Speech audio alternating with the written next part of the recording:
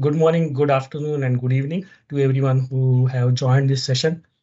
Today, myself, Atul Miskin, and my colleague Uma Mahesh, we are going to give you the updates in Altair NVHD and SEAM for 2023 release.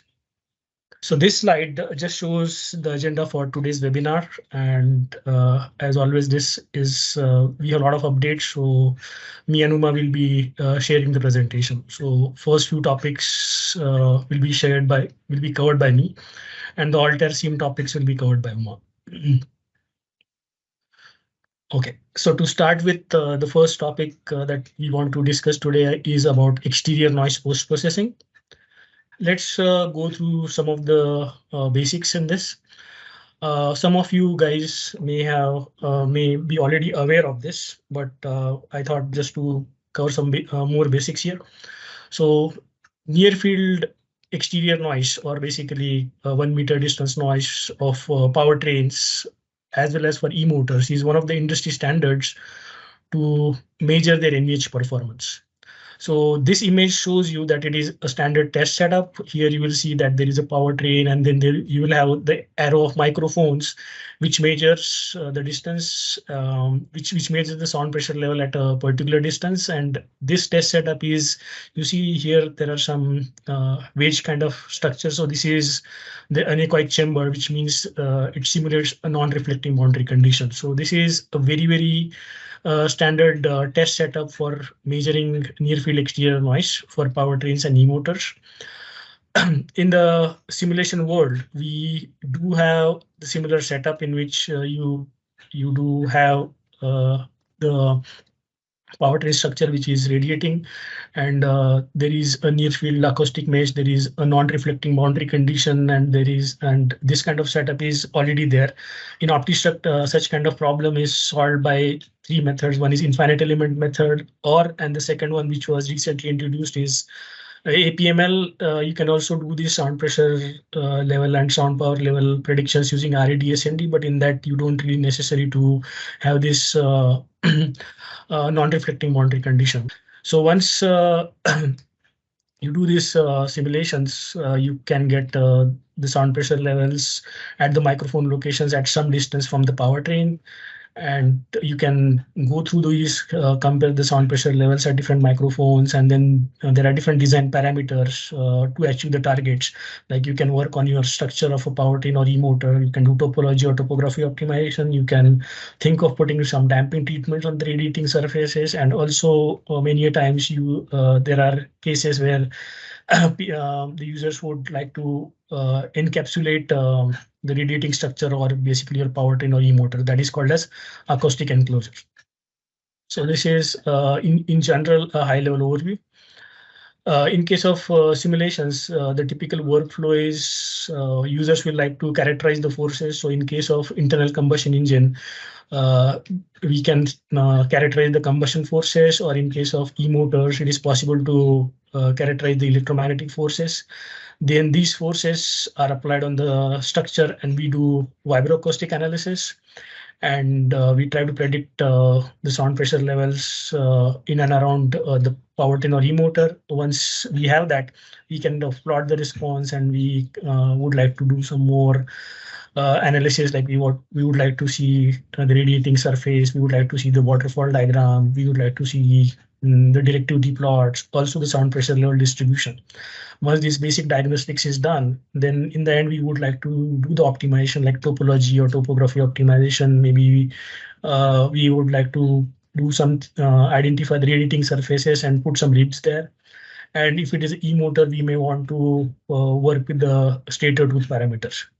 So to execute this complete workflow for characterization of the forces, we have motion solve. In case of internal combustion engine, we have flux. For electromagnetic forces, for vibroacoustic analysis, we have OptiStruct. For doing different kind of post-processing, we have Altair NVH Director. And for optimization, we are anyways very strong. We can use OptiStruct or Design Explorer or HyperStudy. So this complete workflow can be done. In the NVH post-processing utility, there was a radiated sound post-processing feature.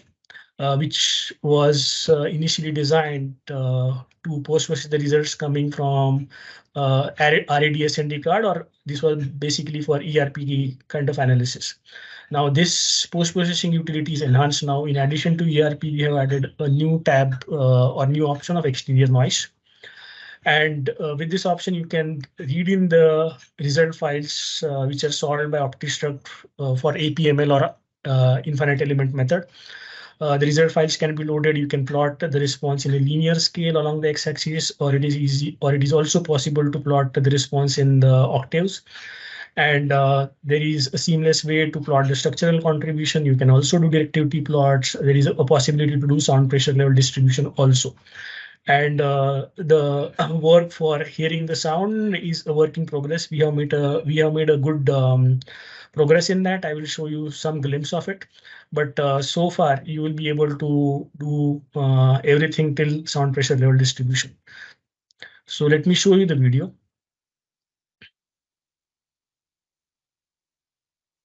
So in this Radiated Sound utility, which was already there is a new option of exterior noise now. User can read in the STD file, and this I had solved using infinite element as well as APML. So I think these were solved using APML. Once I load the STD file, it loads the model, and it also shows the microphone location. So I had 4 microphone locations here. I can go to the display option. I can choose the option of that I want to plot the response in octaves and in the line curves. You can see that the response is plotted in octaves now. Once the response is plotted in octave, you can select a particular octave band or a 1/3 octave band at which the pressure levels are high. You can select that band, and you can see the structural contribution. So basically what this shows is at that frequency or at that in that octave band, this is the area from where there is a lot of noise getting radiated. Now the next step is to see the directivity plots. So here the idea is to select the microphone locations along the periphery. So here we are making good use of the section cut. So you can do a section cut, you can add the microphone location, and this is everything on the fly.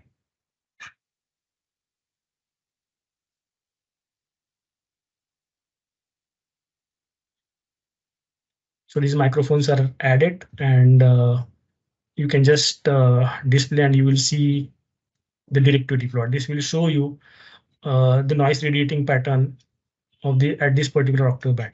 And it is also possible to do the sound pressure level distribution in the 3D.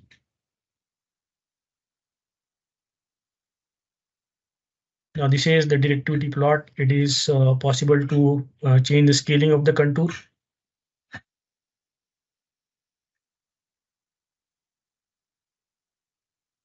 So in this way, you can see the sound pressure level distribution. You can across different frequencies. So all these options are available now.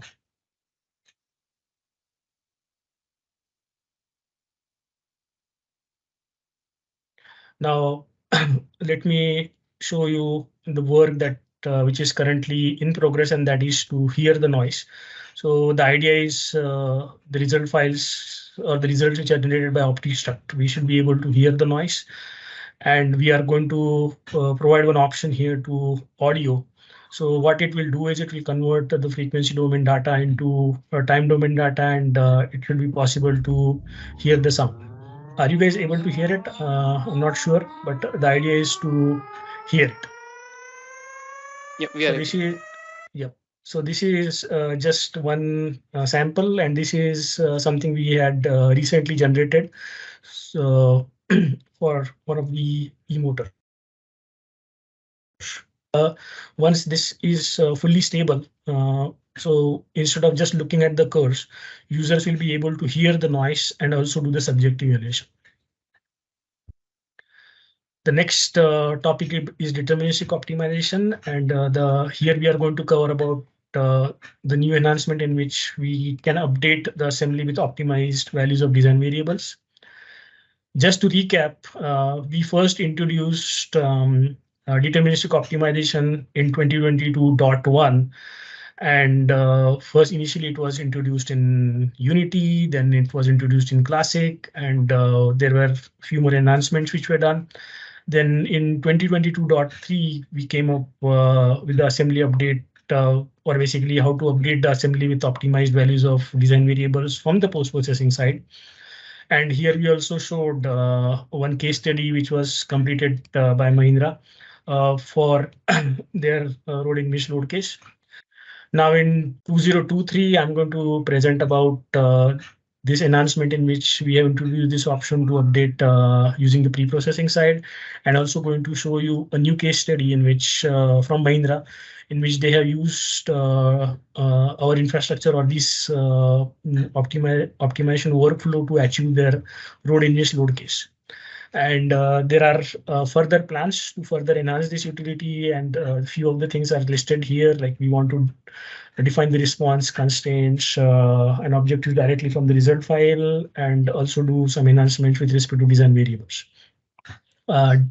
defining as well as visualization. So we have seen this slide last time that whenever we are doing the optimization, the number of design variables can be many. And though we see this good results after optimization, but when you want to update this assembly with new values or the optimized values, it can be very time consuming. So we said that we had different approaches. Either user can do it manually, and in this case, it's very time consuming and it is error prone. So to address this issue, we had introduced how to update the design variables in the assembly from the post-processing side. So this was the 2022.3 cycle. Now we have enhanced this, and now it is possible to enhance the assembly from the pre-side itself. So this will show you the workflow. So it starts with like whenever we are in, first of all, when we get the optimized results from the post-processing side, you can see the design variables.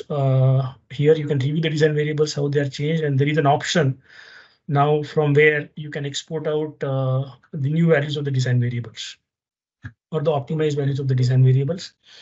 Once you save this CSV file, then the next step is so you can import the baseline assembly XML on the pre-processing side.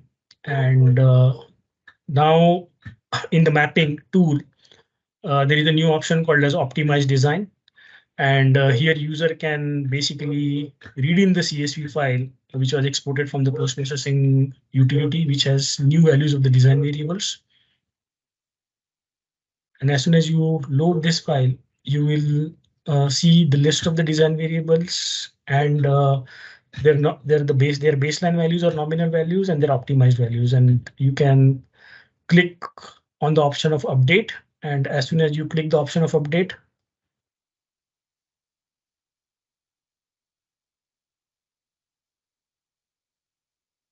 the assembly will get updated with these new values. So this is the enhancement from the pre-processing side. So now updating the assembly is possible from post as well as pre side. The next thing that I want to talk about is job manager enhancements. So in NVHD, traditionally we had two types of job submission options from our job submission GUI. Local, it was working for Windows and Linux, and we also had an option to do remote server job submission, but that was possible only in Windows. So in 2023 version, now for remote job submission, it is possible to do it using Linux platform also. Along with this, we have introduced a new option of custom. This also works for Windows and Linux, where a user will be able to read in their own custom script for job submission. So I will show you how it works, but these are the enhancements, and these are the major enhancements as far as job submission is concerned. So if you look at the NVHD job submission, so what we have is we can add servers, We can select the application, basically whether the user wants to submit the OptiStruct job or HST job. We can also select the version, which version he wants to use for that particular solving. There is a user authentication. We can specify the run options. We can also give the comment. So these are all the possibilities using NVHD job submission feature. Now, there is a new option in 2023 to specify a job custom script. So instead of now we had local and server, now there is a job submission custom. So if a user selects this option of job submission custom, then he can select his own TCL file. And as soon as he reads in the TCL file, he will get his options which are customized by him. So here, so everything will get populated according to his custom script. He'll be able to do everything what he wants to do, and he can submit the job. So now this is a very seamless process. So previously, we needed to do some settings at the customer location, but now with this new option, users will be able to use their own custom scripts for job submission using NVHD. So this is also a very good enhancement. Now let's talk about few of the workflow enhancements which are introduced, and one of them is network view. And we all know that network view, it is very powerful, efficient, and sophisticated functionality to review complicated full vehicle assemblies. And look at it, this image, and if we have to look at, if you want to study the connectivity between modules, users want to review the connection properties, review the representation file for modules, just working with the model is very difficult. So this is where network view comes in handy, where you can get the complete information about the connectivities, connection properties, and that kind of stuff. So network view is very handy. But there was always a resistance or hesitation in using that network view from the users. And the reason for that was whenever we build an assembly in NVHD and we click on the option of network view, this is how the network view will come. So it was totally random. The modules were not placed properly. It was totally random. And then users had to spend about approximately 60 minutes to bring this network view in proper fashion or arrange it in such a way that it is usable. And this was one of the things which was kind of users were not happy. Now in 2023 release, this is the new behavior. So when you click the network view, this is the first view that you will get. And to go from this first view to your final view, it will take less than 15 minutes. So this is about more than 75% improvement, and this is going to be very useful for the users.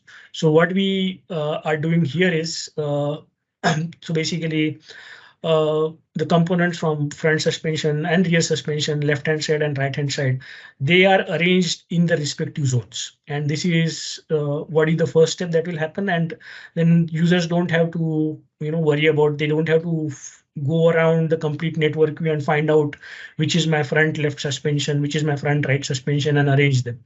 So we are doing this arrangement for them. And after that, they just need to place these modules in a more visible manner. And then getting this final version is very easy.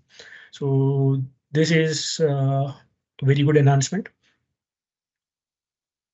So I can show you a video. So this is full vehicle assembly. Now, once you click on the network view, this is how you will get the first view. And this is how it was there before also. But now there is an option in which if you click on reset or position the modules, so if you say apply, so what will happen is all these modules and connections, so they will get arranged properly into their respective zones. So basically front left, front right, rear left, rear right. So this is your starting point now. So this is going to be now it is going to be easy to arrange your network views. The next important enhancement is about drag and drop for assembly hierarchy modification. So previously, if you see this assembly, this is pretty flat. Now, if let's say I want to change rear suspension and arrange into rear suspension left hand side and rear suspension right hand side, it was not easy. But now what happens is what I'm doing here is I'm just creating two extra modules: rear suspension LHS and rear suspension RHS. And then I'm going to select the modules which belong to the right hand side, and I will just drag and drop them below rear suspension RHS. In the same way, I can select the modules which belong to the left hand side and drag and drop it to LHS. So this is now it's a very easy way to change your assembly hierarchy. Now, along with this, we are consistently working on improving the NVH workflows and kind of bring those workflows in sync with the Unity workflows. And at the same time, the attempt and the idea is to make them easy to use, make the GUIs simple and intuitive. There should be less number of mouse clicks, and it should be more driven through graphical selection. So considering this, we have already done some migrations for LCS, response point manager, and frequency set manager, then batch model check, batch model reduction. In the previous release, we did for control volume. So in this release, we have continued that, and this time we have done the migration for panel set manager. So even here, the workflow for creating the panel sets and reviewing and everything is through context, and now there is a new panel or a new browser to visualize the panels. So these are all the enhancements which are from NVHD side. I will pass it on to Uma now, and he will take us through scene content of high frequency NVH. Thanks, Atul. Hi, everyone. Good evening, good morning, and good afternoon. So, in this release for 2023, we did major enhancements to improve the workflow in post processing, as well as to improve the solver capabilities uh, in high frequency. As these are more into workflow related workflow, as well as to improve the results, we made a small case study to show how these improvements have been integrated. Um, Before that, just as a recap of what we did in last time, just to go over why high frequency NVH analysis is required, why it is important, how to handle this problem, and what is the typical approach. So, as explained previously, currently whatever we do in low frequency is majorly using OptiStruct is majorly through structure-borne analysis, what we analyze, diagnose, and predict, as well as do optimization. But to do airborne analysis at high frequencies, as well as going ahead with the e-mobility standpoint of view, there are a lot of changes which are happening, through which there are few unmasked noises which are entering, like road noise, which was predominantly like from 15% it went to 35%, as well as motor noise, which is mostly high frequency content. So scene became important. So these are the major points.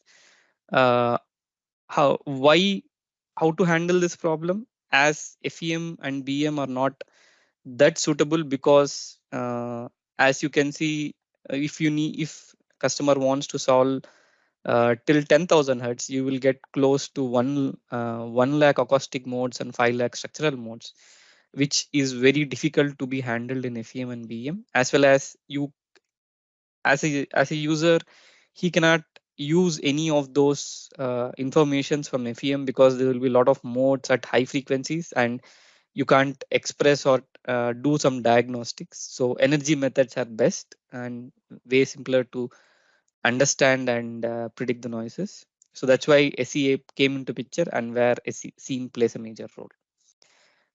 Coming to what is a typical approach? So typical approach is characterize the source, uh, not only through simulations. Generally, as this is airborne problem, we can measure the acoustic sources, which is what current customers do. Either it is e-motor noise across the motor, or an engine noise, or a fan noise, or a wind noise, or a tire noise. So they measure or simulate at the respective zones and then apply it onto the car model or automotive model. So which can be built using a vehicle SEA model in our utility, and then further do diagnostics and responses. So this is how the typical approach. So we have done a lot of changes in response diagnostics and post processing currently, and as well as solver improvements. So uh, in this case study, we took example of airborne high frequency NVH analysis, in which we have applied uh, excitations on the engine side and then try to predict the analysis.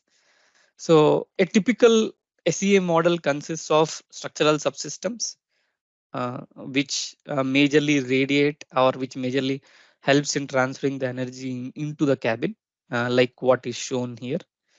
As well as we need to build the interior cavities and exterior cavities to identify how the energy can transfer. So because as most of the excitations are outside the cabin, as they are coming from the external sources, we need to predict this model these exterior cavities. And after building the structural subsystems and interior subsystems, you can give excitations and noise control treatments, for which SEAM is most widely used. So you can add this noise control treatments, which are sound packages, which we, as explained in the last rollouts. So this can be applied now, can be easily visualized now in 2023. So once the model is built, you can apply the excitations at the engine location, and you can see the noise coming inside the cabin. So this is how the plot will look like. As this is a high frequency model, the model is valid from 630 hertz, and it can go till 10,000 hertz. The solving time is less than 1 minute. Once you solve, you need to understand how the energy or how the response is coming. So I just took an example in which at two frequencies, 1600 hertz and 4000 hertz, without applying any noise control treatments, uh, if I apply an excitation at engine, how the response is distributed across the vehicle, as well as how the energy is getting transferred into the system. So here you can see that even though we are applying at engine, the most of the transfer of energy is happening through the underbody as well as through the sides of the body, and then entering through the windshield or the front glass. So it is important that is the reason why in SEA we model not only the interior cavities, external cavities also, to understand this. So as you can see from this picture, you can identify like how the energy of parts is happening, from how this can transfer from engine to underbody at this frequency, even to the rear floor, and then from the rear floor it enters. Whereas at high frequency, it is majorly going through the sides of the cavity, entering through the front glass into the system. So same thing, we can now here it is the energy flow which is happening. We have energy which is in each subsystem. Then we can also see the energy flows in the sense like, for example, uh, in the driver cavity, from where the energy is coming in and where the energy is going in. So we have enhanced a lot of options to plot this and easily analyze and understand them. So uh, in this, for example, at 1600 hertz, 2500 hertz, and 4000 hertz, you can see that it is the cavity left front seat bottom, which is the under cavity below the driver ear, for which the energy is either coming from the dash or from the floor. So that's how the energy is entering into this cavity, and from there it is going into the driver cavity. Uh, Similarly, you can see that the front glass and left windshield are the two subsystems, not only the cavities as well as the structural cavities, which are allowing the energy to enter in. So as you can see that from this, it is very clear that most of the energy is coming from floor, dash, as well as something from the glass, and the remaining energy is coming through the front top region. So based on this, we have applied the NCTs. So as it is entering from the dash region, so we have applied a dash noise control treatment. Floor, as well as it is entering from glass, we can't do anything, we can't apply any noise control treatment. We went and changed the headliner. So these are the changes which we have done as a noise control treatment to improve it. So as you can see, uh, no noise control treatment is applied looking at the energy flow. Now you can see like how much the energy will reduce because of the noise control treatments. After applying noise control treatments, further at the same 2500 hertz which I have shown you, where it was cavity left front seat bottom, so which was coming from the underbody and dash which was dominating, the same energy content has reduced a lot. Now it is majorly coming from the front glass and front left windshield. So the energy is entering through these two subsystems. So what we did is to understand, the glass was first a single layer thickness of 3.75 mm. Then we further modified it and split into constraint layer glass, which is having two glasses and a damping layer in between. So as I change that from a single thickness to double thickness with a damping layer in between, you can see that the energy has reduced, or the pressure has reduced by 3 dB, around from 2500 hertz to 4000 hertz, where the left front glass and the windshield was dominant. So we tried with an iteration only applying at windshield, but there was no much improvement because the amount of energy was almost same. So we had to do the changes as an example on the both front glass as well as windshield. Then only the energy content has come down. So now this is one way of looking at it. The next way what we implemented is, once the NCTs are implemented, they kind of block the energy or absorb the energy. That are the NCT characteristics. So uh, to model this properly, we did a lot of changes in the solver side, which I'll cover in enhancements. But once those NCTs are applied and those NCT bias characteristics are applied, end of the day, it helps in reducing the noise in terms of two terms, either by blocking the noise as an absorption, as a TL transmission loss, or by absorbing it. For example, the headliner and the seat foam in the cavity acts like an absorber, whereas the dash noise control treatment which I applied as act as a uh, barrier plus as an absorber in between, which acts as a double wall and try to block the noise coming inside the system. So you can, using this NCT effect options which is introduced newly, you can see how much energy how that particular noise control treatment is helping at different frequencies. You can see at high frequencies the transmission loss effect is very minimal. Most of the reduction is coming because of seat and headliner and little bit from the TL. But as the frequency increases, the TL dash, the transmission loss from the dash, as well as the transmission loss from the floor starts helping and reducing the noise. So looking at it, you can understand where you have scope. So you customers have further made some benchmarks and some standards and some subsystem level targets for each of them to meet these targets. So this helps in understanding how well the subsystem targets are met. So once you understand this, you can use the same noise control treatments, which is either defined in terms of thickness and biot acoustic material properties.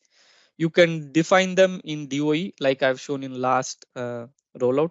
So you can use this, you can apply them as a different design variables. You can try to understand which particular property, like whether thickness, porosity, tortuosity, flow resistivity, viscous thermal length, or the density, which is helping in reducing the noise. So as we were trying to reduce the noise at high frequencies around at 800 hertz and at 1000 hertz, I predicted those at two frequencies, 1000 and 4000. So you can see that the dash NCT barrier thickness and headliner absorber layer densities are critical. So from this, we understood that these parameters can help a lot. So we did a small modifications to understand by changing the thickness and density, which are the main parameters. We did some we doubled them and see how much effect is coming in reducing the noise. So this is how you can use the available parameters and use try to reduce the noise. In a summary, now we have the whole workflow of pre-processing, solving with advanced materials, and post-processing and diagnostics. So now you can understand the path, you can understand which NCT is helping, which energy, from where the energy is flowing into particular subsystems. So you can use both the contouring and the bar chart options which are available to understand the flow better. Systematic approach for problem solving is established as in the workflow. You can use the energy flows to understand the paths. You can use the NCT effect to understand how NCTs are affecting your response at different frequencies.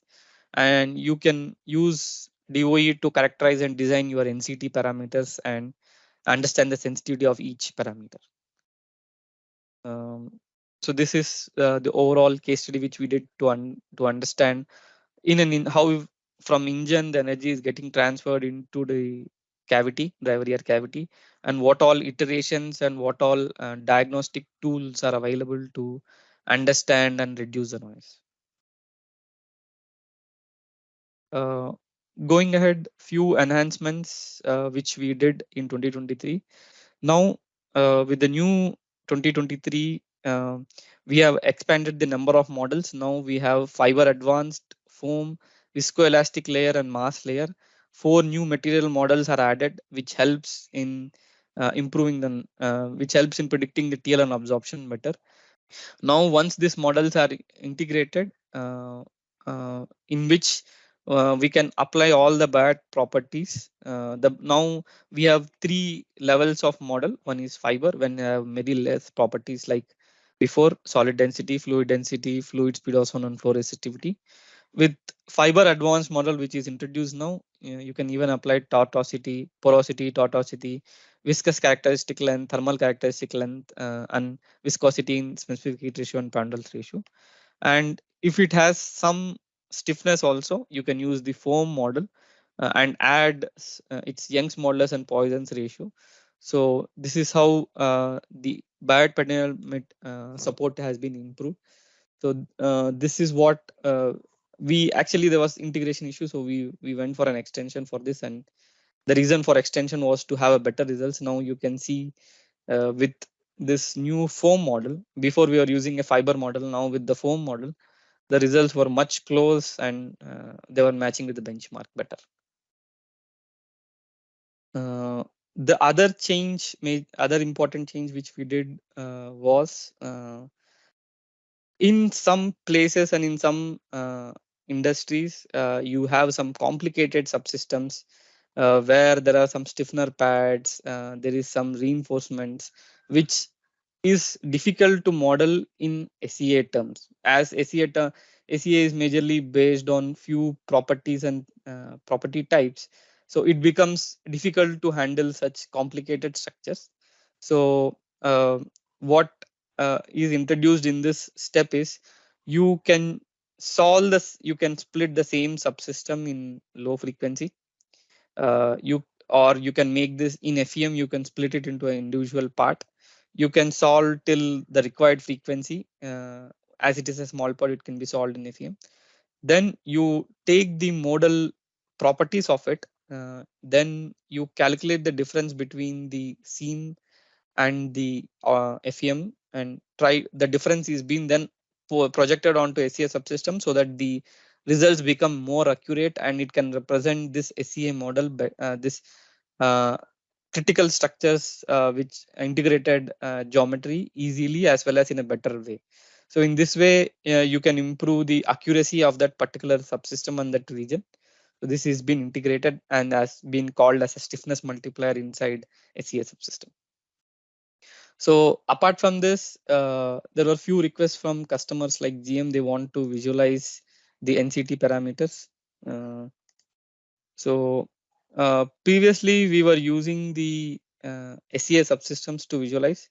Now we made a separate visualizations for NCT.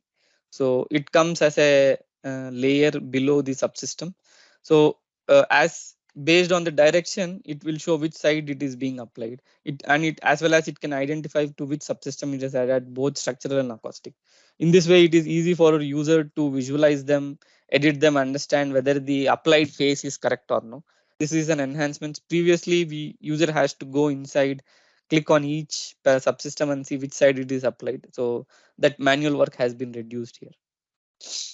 So similarly, few enhancements. Previously, the NCT application was only on structural subsystems. Now you can apply NCTs, generally only the foam or fiber model to between two acoustic cavities and represent them on the cavity itself. No need to there is no need special need to have a structural subsystem there to apply it. As well as generally users were using absorption as a parameter rather than damping. So absorption is very much controlled and very much defined by the surface areas also. So it was becoming difficult for user to recalculate the absorptions each time, surface area each time when an NCT is applied, or when he wants to apply different absorptions for few subsystems. So to overcome this, we have added a global absorption option. Maybe I'll show a quick video.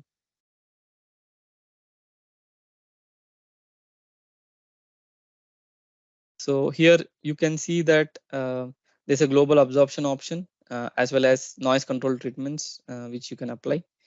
So now the globe, once you apply any absorption rather than what is already been defined as a global absorption, once it is applied, it recalculates the area and update the global absorption. That's why in this way it is easy for user and no need of recalculation of the surface area where different NCTs are present. Similarly, now you can apply NCT on a cavity surface also.